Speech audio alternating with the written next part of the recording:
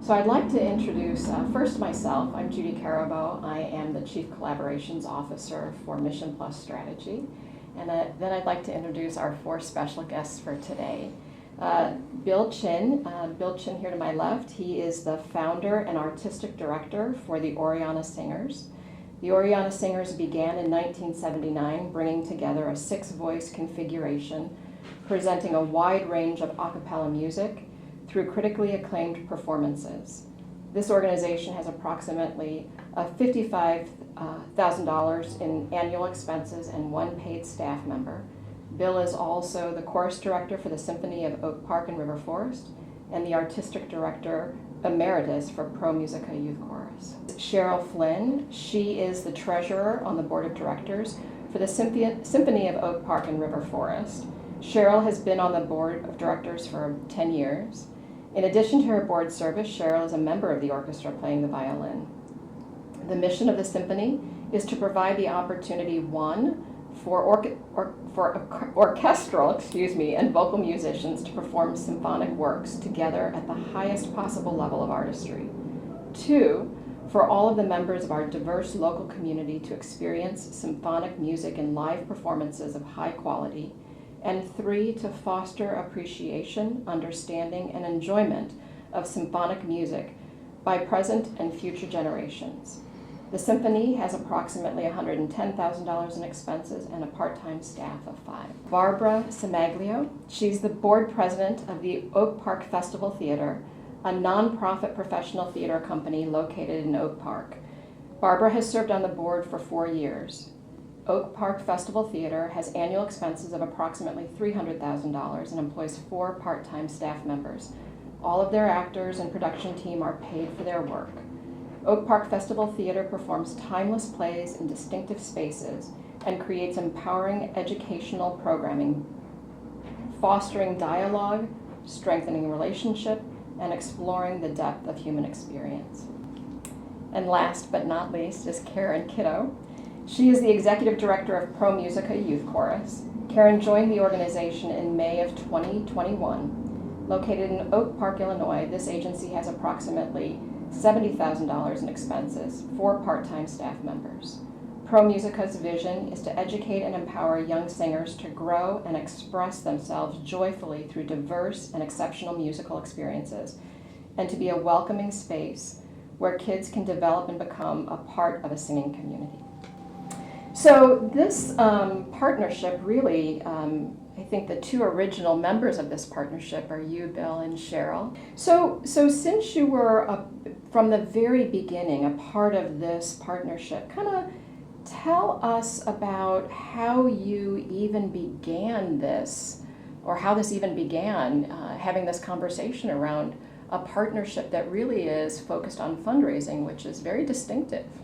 This really grew out of a larger project that involved 20-some organizations, arts groups in the Oak Park River Forest area, and it was focused on exploring the possibilities of partnership.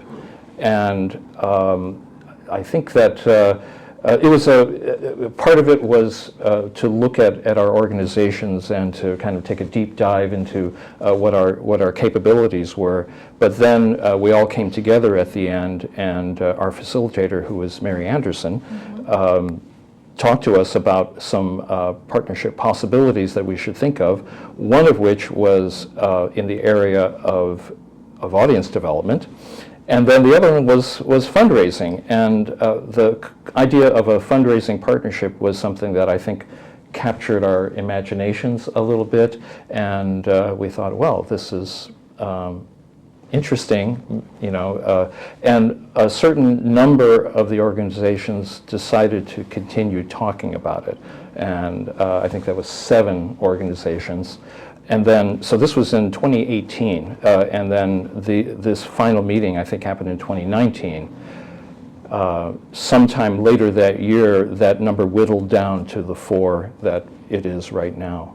So this was really generated by another project, and really inspired by the facilitator giving us the idea that maybe we should think about it. And it sounds like it was a long kind of journey, 4 or 5 years in the making to get to this, from the like almost from the very first conversation to the actual signing of the agreement or the partnership. Yes, and the middle part of that 5-year period was really a lot of discussion about how would this really work, and it was really clear to us what the benefits could be, but we really weren't sure, like, how do we make this thing work on a regular basis. Our facilitator helped us undertake an interesting study of the operations of each individual organization, and then they looked to see where there could be synergies, where we could work together and what areas we might be able to expand upon working together. And so that's how we came to the focus on fundraising. And as Bill said, we talked a lot about the practicalities of how often we would meet and who would be the representatives, and the discussion of how any funds generated would be split up among the organizations took a long time to do. And along the way, we were able to get a pro bono attorney help us come up with a fiscal sponsorship arrangement that seemed to be the most practical and legal way for our partnership to operate with the finances. Talk a little bit more about how you guys really kind of came to this clarity around the goals for this particular partnership. Our facilitator from Mission Plus Strategy was key in helping us stay connected and focused as we did conduct these discussions, and with her experience, Jean Butson, at this point, with other organizations, she could keep us from making mistakes that she had observed in other partnerships that might not have been quite as successful. I think it's safe to say that we were initially interested in the fundraising possibilities of this partnership, and we still are. Right. But along the way, we realized that I think initially we had this idea that we could develop a back office operation that would help all of us with development, and we could focus our energies on the things that we really wanted to do. But that idea seemed to be less practical, less achievable in the short term. And so we started to look into the possibilities of finding sponsors and following up with a sponsorship model, at least initially. And somewhere along the line, we may be able to do that dream project, but right now, that's where our focus is. It is definitely a work in progress. Yeah. It is what it is now is not necessarily what it is even a year from now or 6 months from now. So who knows what will happen down the line. Well, and I'm seeing everybody shake their head yes to that, and so it sounds like what I again am just so in awe of the four of you is it's clear to me that there's this trust that has been built up between the four of you, and I know that two of you have come into the partnership a little bit later, so I wouldn't mind kind of pivoting just a little bit and asking both of you, Barbara and Karen, kind of like how is it coming into the middle of a partnership and developing that trust with people who already have an established relationship? Well, for Oak Park Festival Theater, our previous board president was involved in the earlier stages. So she made it very clear to our board that this was a priority. And so when she was getting ready to transition off the board and I was taking on the leadership role, it was more of a learning about what I needed to know about this effort to make a smooth transition. It wasn't a question of like, are we going to keep doing this? It was just how do we keep the ball rolling? And Ann Rooney, who was the previous president at the time, stayed involved. We were both involved for a while. So it really made it a smoother transition, and I wouldn't say totally seamless because I had a lot of questions. Both Bill and Cheryl and Karen were very helpful in answering questions for me and for others from our board who were involved. So it's been relatively smooth, and I would point out that since we all do something a little bit different, you know, part of the challenge is how, when you're doing different types of art, you really come together for any kind of partnership. So I think the challenges that I've experienced are the good ones that we have to struggle with together. But these folks have been wonderful to work with, and it helps that all of the organizations have a good reputation in the area. Yeah. So the question of trust is really, you know, these are solid organizations in the community. Well, and I would imagine that just the patience of being able to answer questions for new people coming into the partnership also demonstrates that, you know, respect and trust, and helps you build Absolutely. that in and of itself. And the other thing that I'm taking away from what you're saying is just this importance in making the partnership a priority, not with one individual, but within the whole organization. Yes, for us, that's important. We've had transition in our key staff, we've had transition in our board, and so it's been important that we try to educate everyone as they come in and stress that this is one of our priorities. Absolutely. Karen, do you want to share a little bit about your experience kind of coming into the partnership? Yeah, I was thinking earlier that part of what has helped us to clarify who we are and what we're doing is needing to clarify to me and to Barbara, and then me to my board, and Barbara to the rest of her team. So as conversations happen, that's when we start to gain some clarity. So when I came into Musica a couple of years ago, we had a previous name, and you know, my board president said, this is part of the deal. You're going to have to be, you know, a member of this thing. And she didn't necessarily understand how it was going to work. We were just right after COVID at the time. Everything had kind of been on hiatus, and it was like, okay, I've inherited this thing. Don't really understand it, but here we go.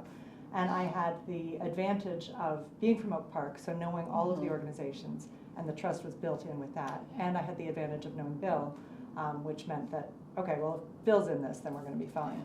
So I really did kind of come in with very little clarity, but full trust somehow. Just jump in and it's going to be fine. Yeah. And it has been, I feel like, yeah, the fundraising of course is the key, but what's been thrilling to me is a parallel kind of dream and goal of really trying to do some collaborative work in simply getting the word out about the arts and extending our reach, and maybe learning who some of our new audience members can be. There could be people who've never come to Musica but have come to Oriana Singers and the Symphony, and this is a way to introduce them to my organization. So I think that aspect of it was a bit of a little unexpected, and really has been tremendously exciting. Yeah. So not just the fundraising element, but the brand awareness, and increasing the brand awareness has been a real positive for all four of you and all of your organizations. Yeah, really. One of the things that might have helped us with inboarding their new people and getting some of that clarity was the project that we just conducted to find our new name and our logo.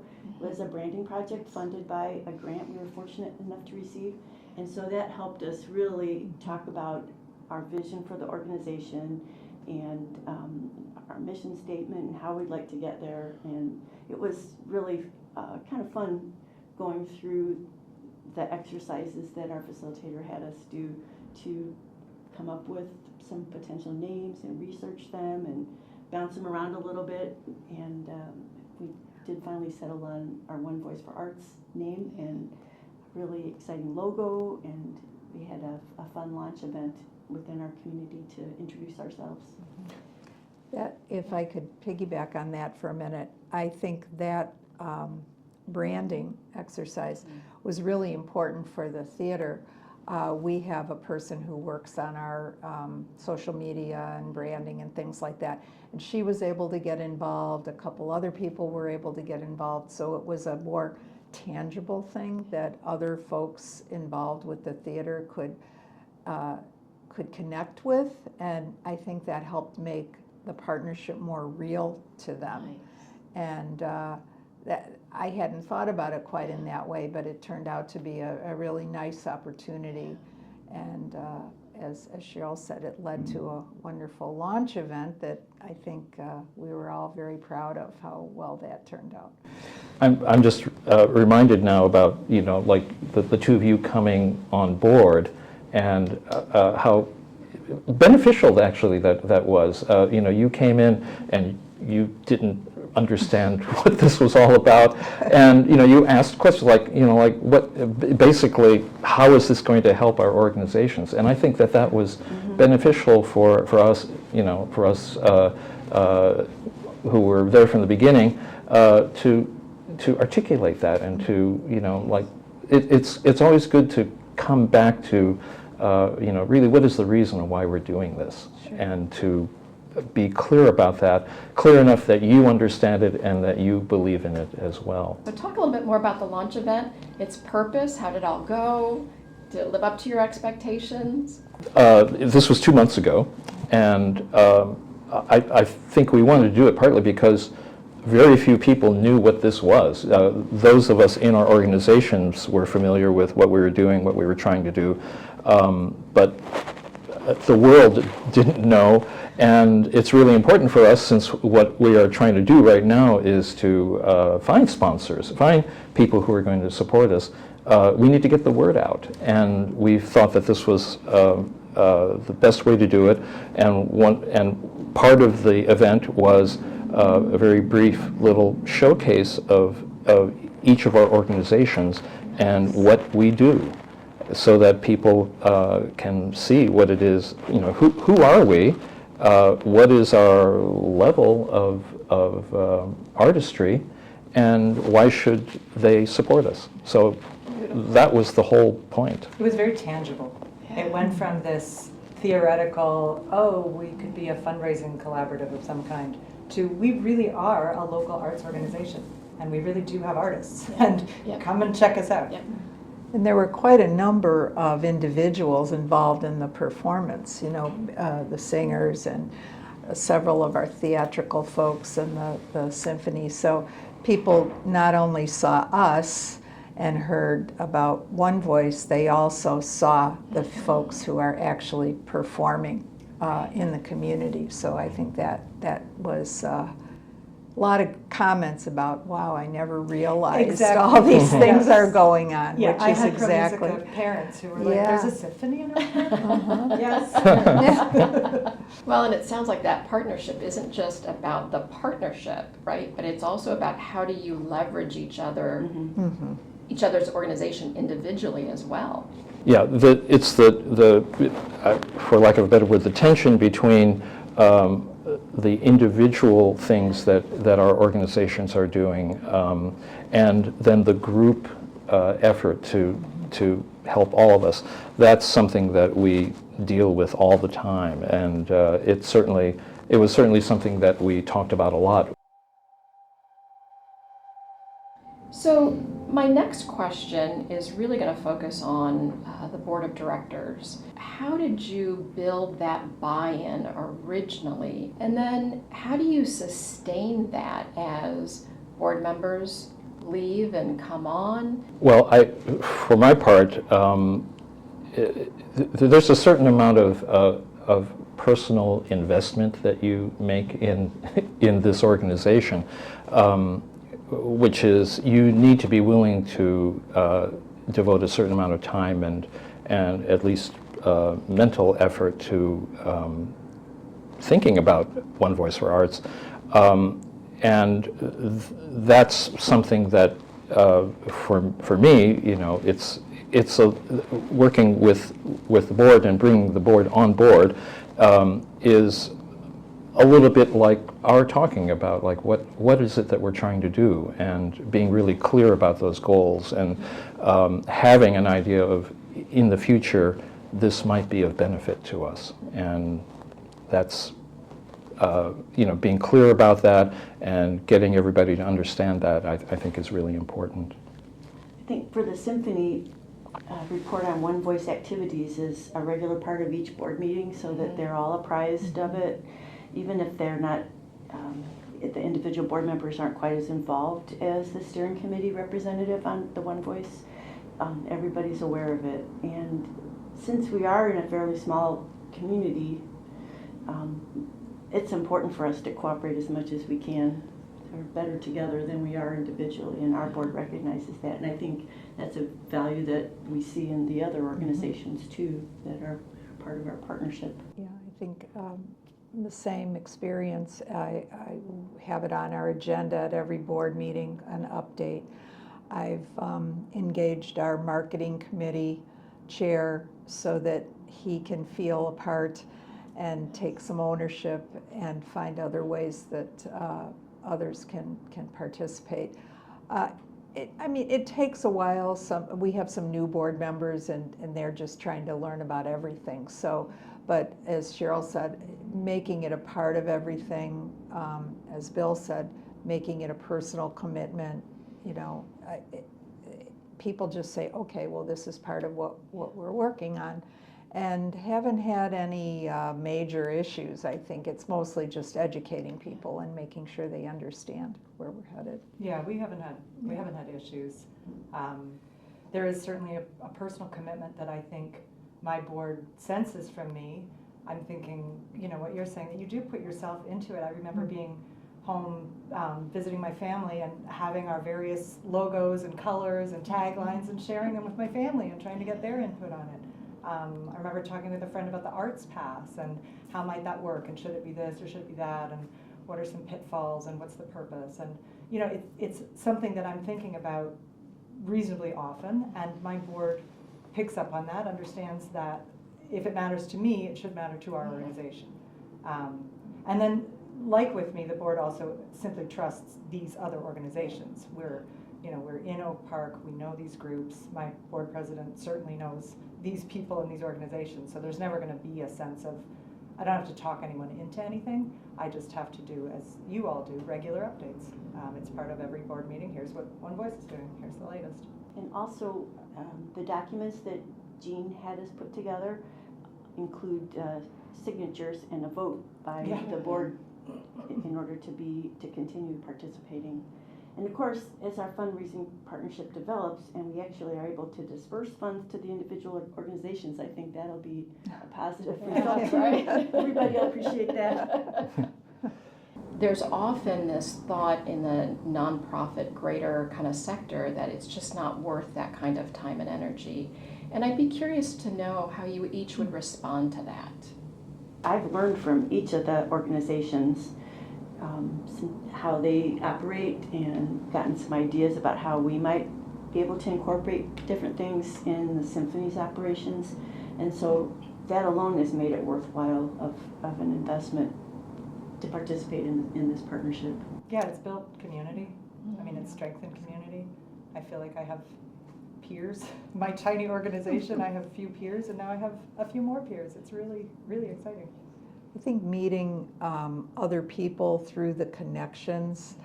Some of us are involved in the Chamber of Commerce, you know, and there's linkages there, other nonprofits.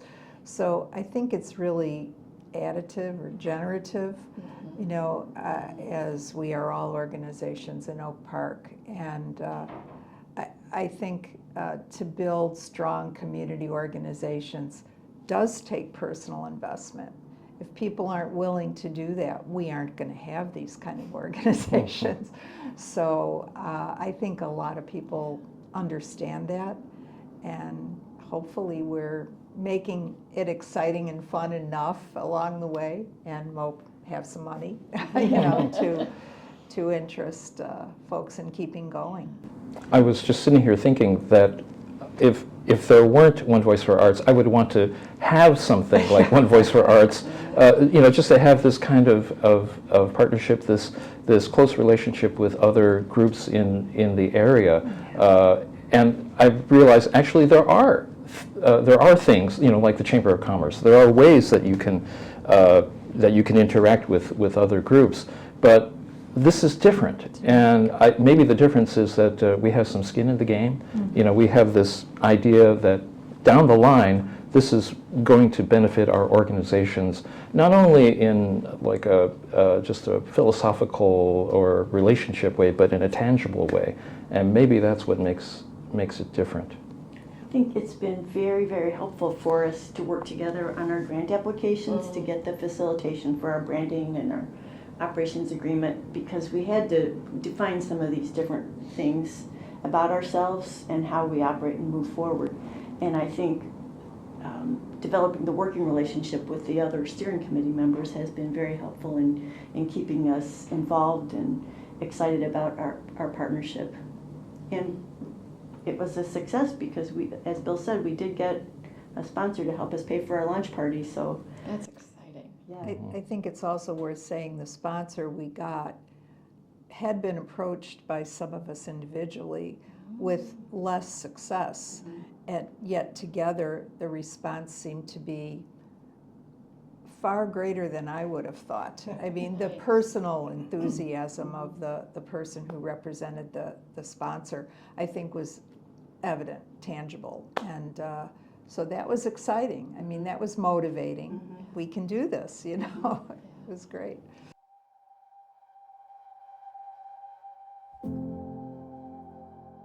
So you've talked about what has gone well. I'm going to go circle back to where have there been any obstacles? The obstacle for me was just knowing what it was. I felt like it was absolutely nebulous, and yet I came in with faith that I would understand it. But I was a new executive director with this new bonus project that I didn't, you know, I felt a little in over my head. But that, you know, that didn't last forever. It is a little bit challenging explaining our project to people who haven't been involved with it so much, and I think that led to our not being approved for a grant that we recently applied for. So we reapplied with a little bit more structure added now that we have our name and things like that. So hopefully our fingers are crossed that we'll get that one, but I think it is a little challenging to explain this idea to other people. I think the other thing for me is the time commitment, you know, and that's a reality. Any project is going to take more time. So, you know, I'm okay with that. I'm retired, so I have time to give to things. But I think for other board members, that still remains a challenge. In general, you know, how much time are you expecting of me? How much effort do I have to put in? So I think that's something that's always on my mind, both for our organization, the theater, and for this. What am I expecting of people? Is it reasonable? And our organization believes strongly in arts pay equity, so that is one of our values that we try to respect for our paid employees, to make sure that what we're asking of them is commensurate with what, you know, their expectations are. Yeah. The reality is that we're just 1 year old in a certain sense, or even less if you count it from where we actually finalized the agreement. I said before that I think we're in a pretty good place for the end of our first year, but we're still very young. You know, our goal is to be able to help fund our partner organizations with the activity that One Voice does, but we're not able to do that right now. We have not gotten to that point. We have some operating capital going into our second year, but it's not a whole lot. So there are some challenges ahead for us that we, you know, like in our agreement, we have this wonderful system by which we can distribute funds that we're not able to do that right now. And one thing that we haven't really addressed is how we might possibly incorporate future partners, incorporate partners in the future. Yeah, We just, the four of us are just now getting sure. kind of like the toddler stage, so Yeah. That's something we're going to have to address down the road, I would imagine. Yeah.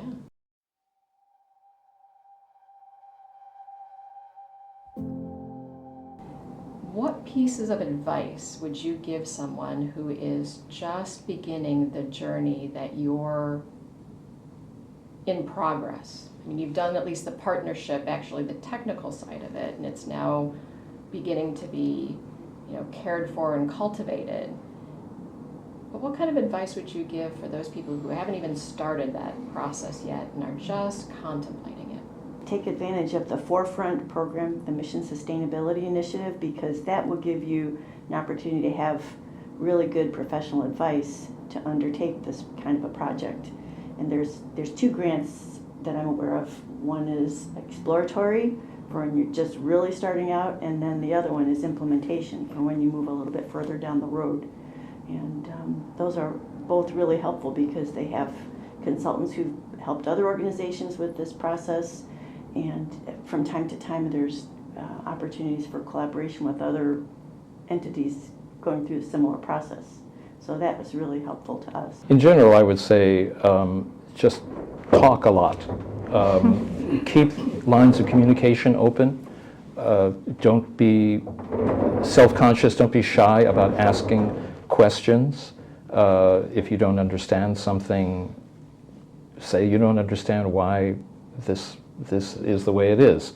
And it may be that there is no good reason why it is the way it is and it needs to be changed. And to keep foremost the end goal that you have. I think I'd sort of see 2 parts. You heard us talk about, in the beginning, there were more organizations that were part of the initial exploration and some dropped out. So I think that's normal. You're going to check something out and say, I don't think we're ready for this, or this isn't going to work for me. And then once you decide you're in, then I think trying to always achieve clarity. Why are we here? What are we trying to do? And keep it simple. I think what makes so many projects become unreasonable is that they get too complicated, and then people get confused, and then they feel like, I can't do this. So I think, again, echoing what Cheryl said about the tools and the facilitation has allowed us to keep on track, keep focused, and keep it simple, and then evolve at the pace that is right for this, which is going to be different for each project, depending on the work you're doing and what you're trying to achieve in the partnership. You have to get lucky. You really have to get lucky. I mean, I have landed with 3 organizations who are, my fellow steering committee members are reliable and thoughtful and curious, and people that I'm interested in having conversations with. So if I had someone who, made me feel anxious or didn't follow through with things or felt judgy, or, there's so many things that can go wrong. Yeah. It's easy to kind of forget how many things have gone right with this. Mm-hmm. And so I think just having lightning strike and finding people that you can simply connect with and work with and trust and count on. If you could just arrange for that, it'd be fine. Well, I want to thank you all, Bill, Cheryl, Barbara, and Karen. Thank you so much for sharing such a wonderful story about the partnership and One Voice for the Arts. Thank you so much for your time and for your wisdom. Thank you. Thank you.